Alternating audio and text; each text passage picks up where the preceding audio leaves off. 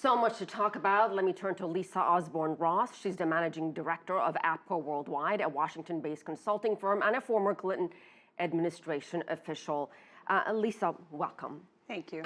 Trump's polarizing tone and rhetoric, his remarks about women, his attitude towards women, insulting minorities, Muslims, Mexicans, but at the end of the day, none of those seem to really make an impact. He won the election. Correct. What happened?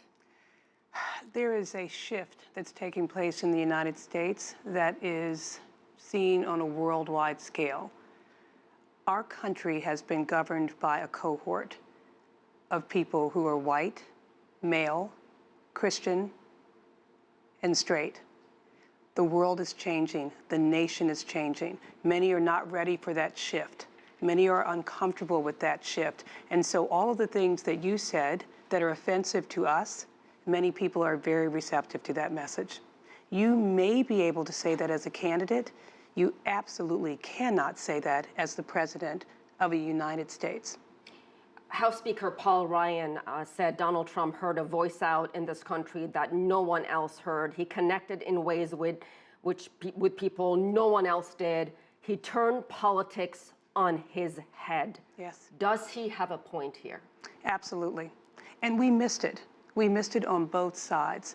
Bernie Sanders heard it and tried to give voice to it on the Democratic side. Donald Trump heard it, did give voice to it on the Republican side, and he won.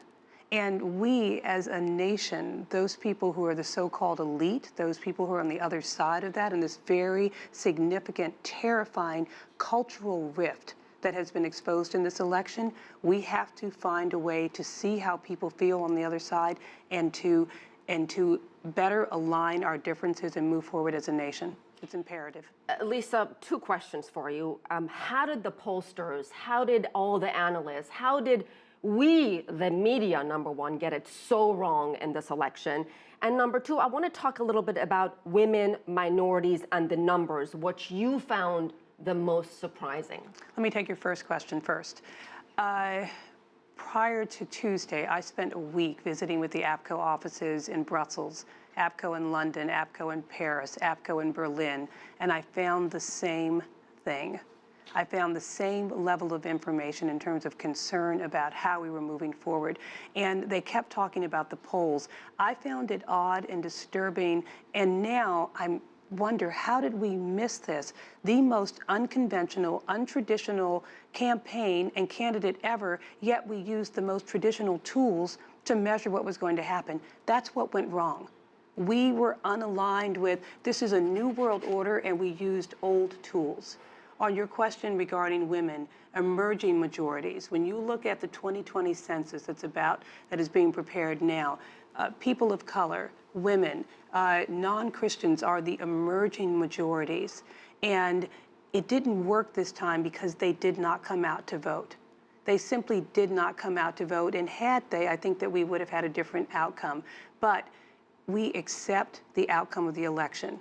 That's what we do as a democratic nation. It's who we are. We have checks and balances with the other parts of our government, and so we move forward from here.